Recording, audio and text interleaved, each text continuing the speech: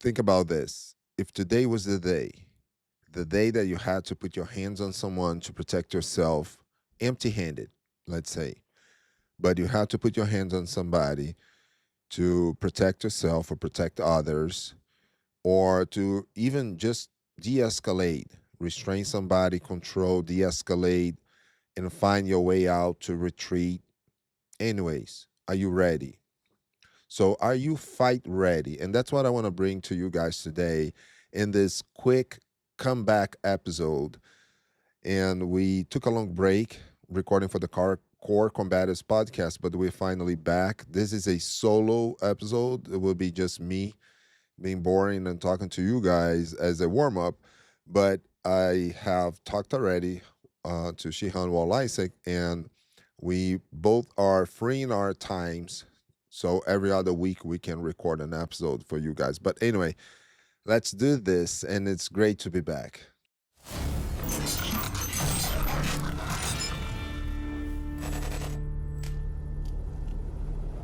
So this discussion started, or I got motivated again to record my episodes because I had a quick speech. I gave a quick speech during our belt graduations, our last belt graduations at Core Brazilian Jiu Jitsu American Top Team Connecticut.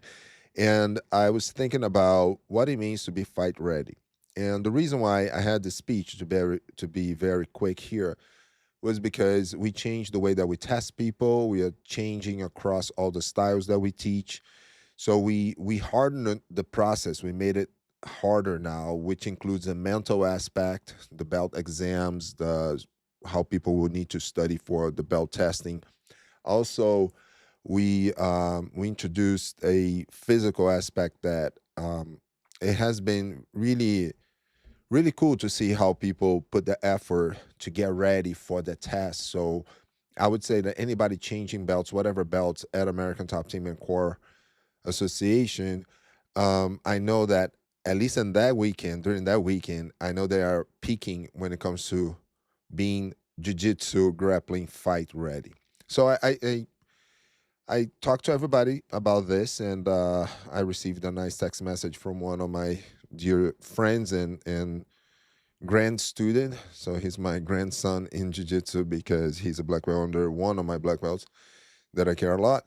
And he appreciated what I talked about. This is Mike Wolf I'm talking about, and he's a law enforcement, very experienced law enforcement SWAT guy, black belt in jiu-jitsu, black belt in other things, amazing defensive tactics instructor. And I guess like Mike appreciated, and I'm like, oh, let's talk about this. And then I thought about splitting this in three realms or three areas. Let's talk about very quick. We have actually, by the way, we have at least like 2 or 3 episodes explaining how to prepare for a competition in a martial arts setting.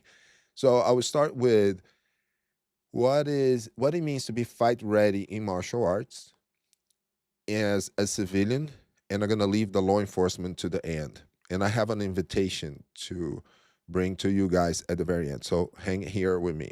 So number one, very simple, low level violence is just related to you and your martial arts life. So I'm gonna put everything into my perspective, and you can do the same exercise um, according to your age, your physical abilities, what you train, and etc. So I'm gonna talk about me, Luigi. So I'm 53 years old. I have been doing martial arts for probably, well, since I'm 13 years old. I've been always doing some combat sports. You can include in that Wing Chun, boxing, kickboxing, karate, a little bit, up to I think green belt or so in one style. And then Brazilian Jiu Jitsu, of course, I've been doing for a long, long time, over 3 decades.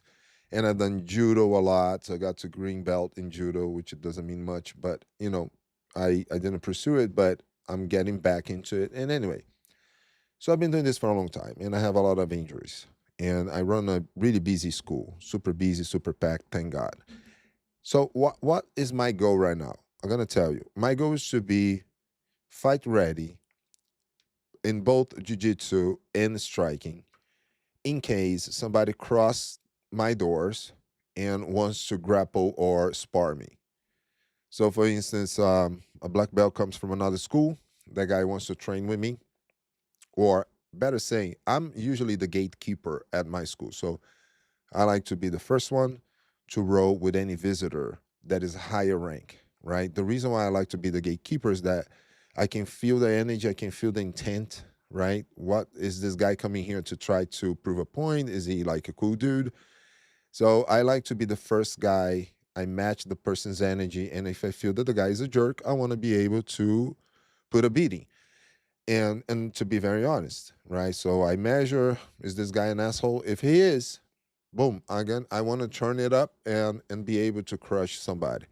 So I know what I need to do to be fight ready. So I need to be physically prepared. And I've been working is another topic. Well, I've been working with one of my students, Madiana, for strength and conditioning. He wrote a very good program, and I really recommend him. I need to stay technically sharp. I need to be mentally resilient, to keep working hard and trying to stay active. I need to have a good training environment, and I do have with all my students and teammates and black belts, the people that trains with me. And I already set my goal.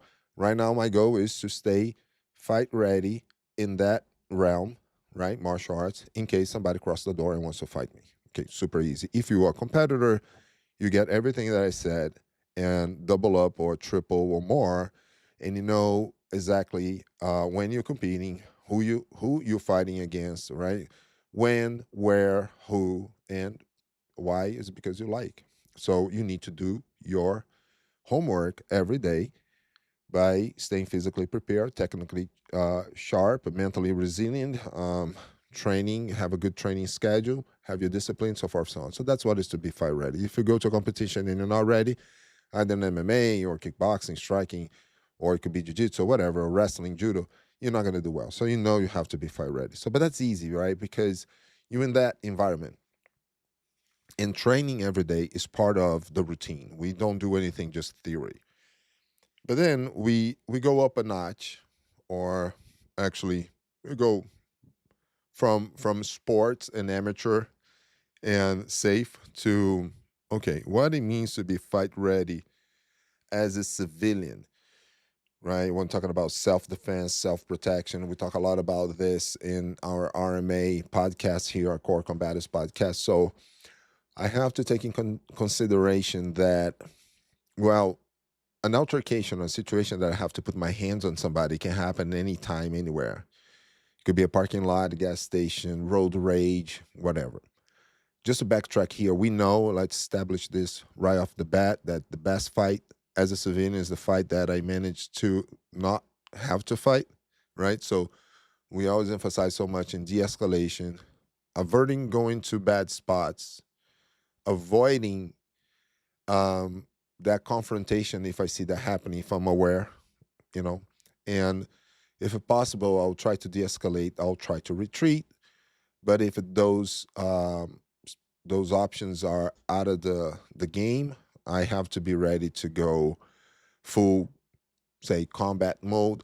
Whatever that means, it could be, again, like I said in the beginning of the podcast, it could be just me trying to restrain somebody, control somebody, and it's not still a deadly situation, even though I believe that every fight, every altercation can potentially be deadly. And I will talk more about that in future episodes. I will mention somebody that I know and what happened to him. And he's a good guy. He was just defending himself, but something tragic happened. But this is worth talking about in the future. But, um, well, as a civilian, I understand that anything can happen anytime, anywhere. I need to practice my self-defense skills. So learning simple gross motor techniques that work under stress. So we know that in martial arts, we spend more time refining, finding too many answers sometimes, but we understand the Hickman-Hyman's law. So the more answers you have to one question, your response time will grow exponentially. So also we always use the Occam's razor approach. The shortest answer tends to be the most correct in many cases, just like oversimplifying.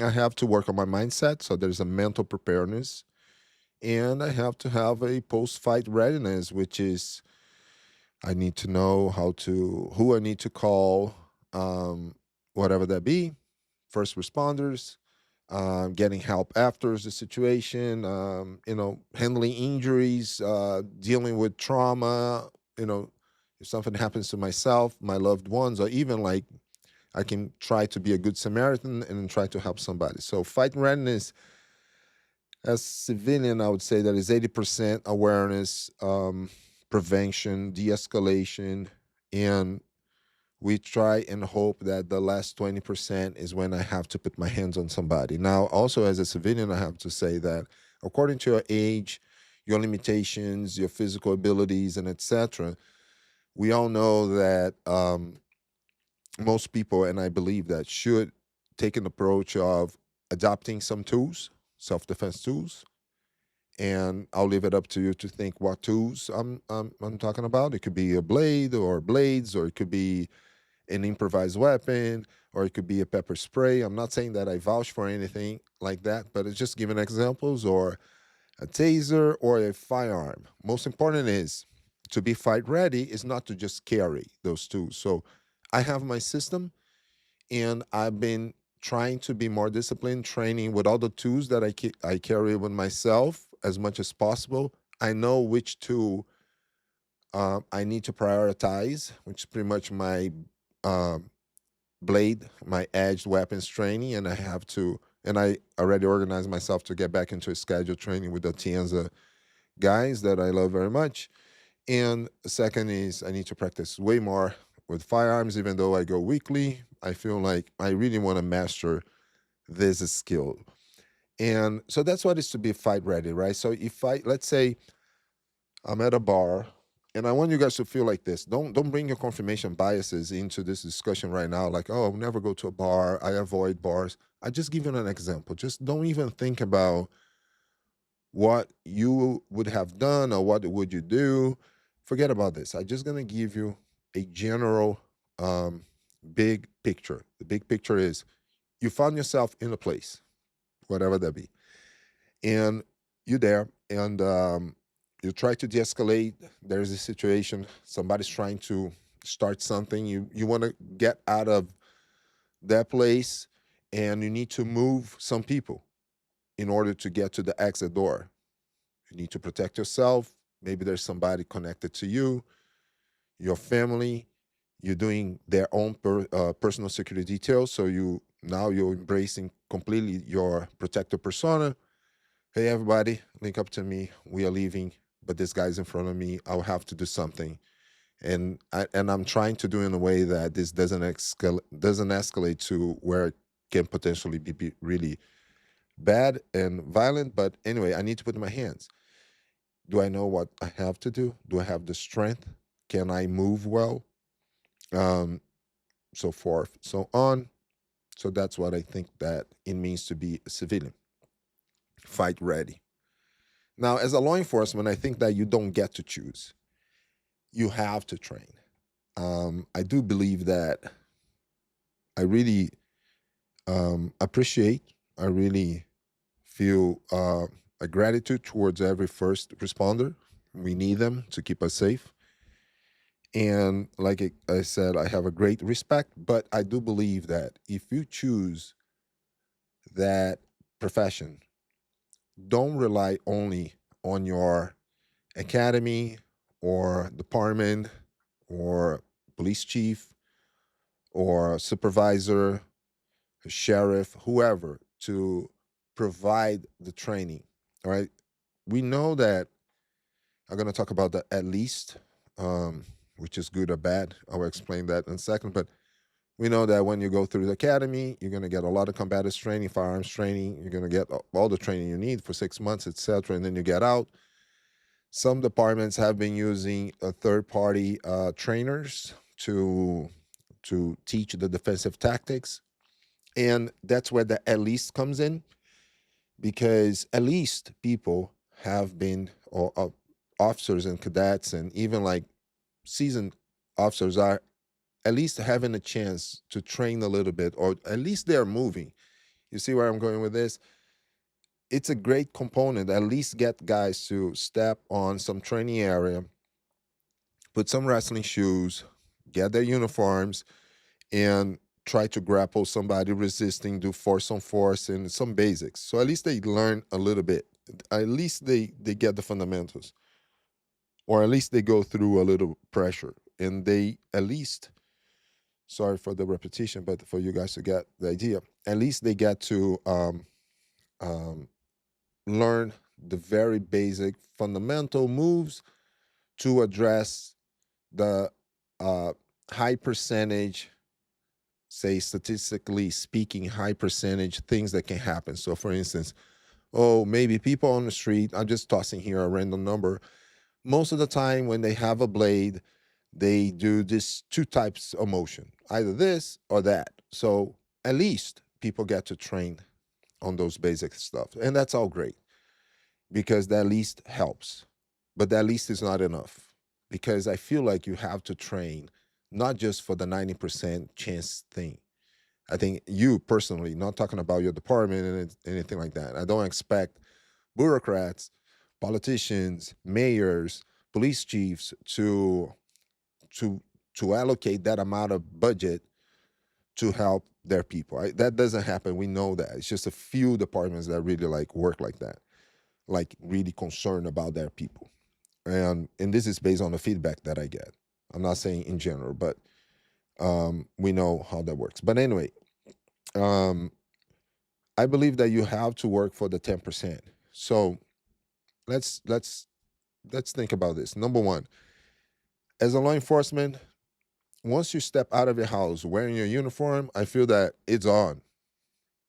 I really hope that you have a day that is just basic traffic stops, a ticket here and there, helping somebody in distress, not a violent day. But the problem is there are no scheduled fights. You don't know when they're going to happen. Danger can happen on a traffic stop, on a domestic call, on a welfare check, if you're doing security detail for somebody. I feel like you have to keep yourself tactically aware. So tactical awareness and mindset, it's a huge thing. Um, you have to train for the unknown. I already said that. I'm repeating. Just put in order here. So a lot of weapons retention, defensive tactics under stress, force on force, scenario-based training, decision making. We need to foster a training environment where we can, even artificially, but we can produce some stress. So you have to make those decisions under stress. If we have the technical skills, the physical skills, if you have been training in a regular basis, you make an investment. You make an investment to stay alive. So whatever that jiu-jitsu school charges you 100 something bucks, or hopefully they do what I do, which is to offer a flat fee, very cheap, less than half, so you can train everything. And this is an investment. So you can go home always alive. But if you train that much, guarantee that you're going to be always super professional. You're going to always use the most compatible force to control and restrain somebody. And you can go from 0 to 100, being 100 lethal. 0 is just rewriting a ticket using your words. Let the guy have a bad day, screaming and yelling at you, but it's not violent. You go home because you know that your emotional is super strong, especially based on your confidence, knowing and being aware that you have done your homework training. So all of this training, all this ongoing training that I believe that law enforcement should engage in to be fight ready, way more than I need to be fight ready, right? As a civilian or a jiu-jitsu coach or a kickboxing coach or whatever. Um, I feel that all this training will help you always take the most logical decisions, have the most logical decisions versus emotional decisions. The more you train, the ongoing training, build your confidence, build your skills, your physical abilities, and that leads you to be more logical and less emotional. I hope that helps. So that is a quick explanation about what I feel that it means to be fight ready. But I have one quick invitation for who is local. So bear here with me.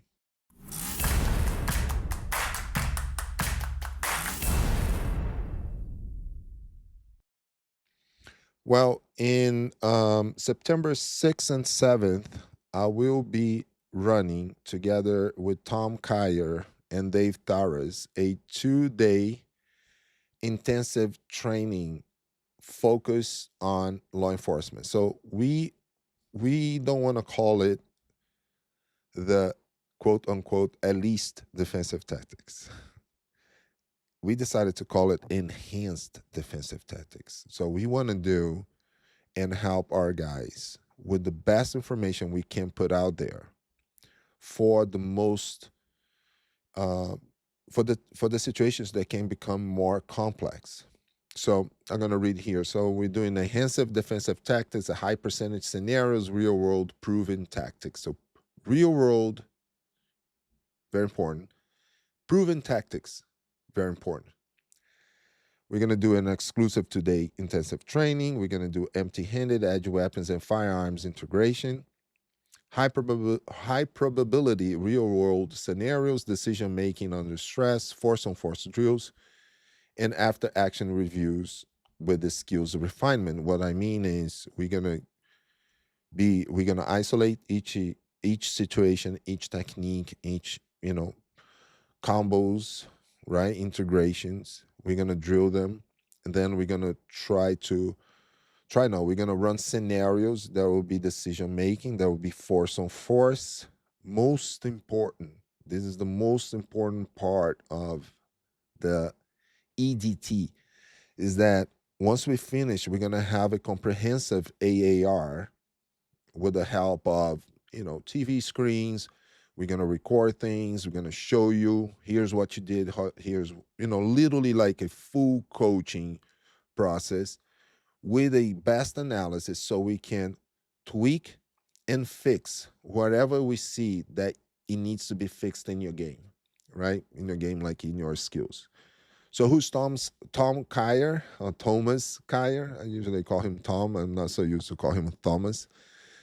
But he's a Tuhan or Grandmaster in SIAC. He's the leader of the SIAC Tactical Group with over 2 decades providing instruction and mission-based training to the DoD, the Naval Special Warfare, the U.S. Army Special Forces, and many law enforcement agencies. So Tom, I had an opportunity to. I'm very grateful to work for him, and I learned so much. I keep learning from him. He's definitely an encyclopedia of everything combatives and even philosophy, mindset, especially LOT.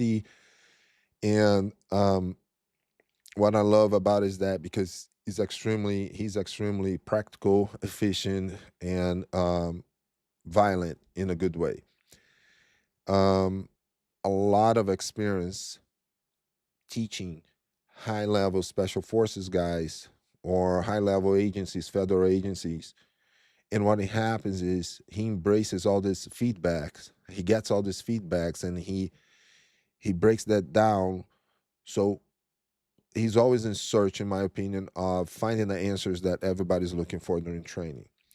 I'll be helping and assisting, especially when it comes to grappling, striking, and some integration. For who doesn't know me, I'm a fifth degree Brazilian Jiu Jitsu black belt, going sixth degree this year. I'm a second degree in Hawaiian Kempo under Greg Davis. I am an RMA black belt, fourth degree RMA black belt under my coach, my teacher, Shihan Walaisek, co host. Go meet him watching the last episodes or listening to the last episodes.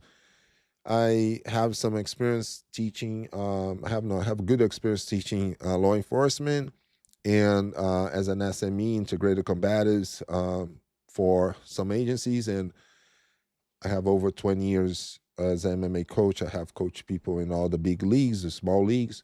Took a little break from MMA, but I'm getting back into helping some new upcomers. And we have Dave Tharas, who is bringing a lot of the scenarios and helping us format. Dave is also known as the Mountain, and he's an active Connecticut law enforcement officer. He's a use of force defensive tactics SME. He's a first degree Brazilian Jiu Jitsu black belt under me, second degree black belt also under Greg Davis in Hawaiian Kempo. I said the Hawaiian Kempo right away. And he's also RMA black belt under Wall Isaac. And of course, he's an integrated combatives instructor. He assists a lot in so many local law enforcement training. He really knows a lot about defensive tactics. So if you want to take a look, this is open for civilians. If I don't know you, I might contact you if I see that you register, just to make sure that I get to know you before you come in. But you can go to enhanceddefensivetactics.com, enhanceddefensivetactics.com. You can get more information at that page, enhanceddefensivetactics.com.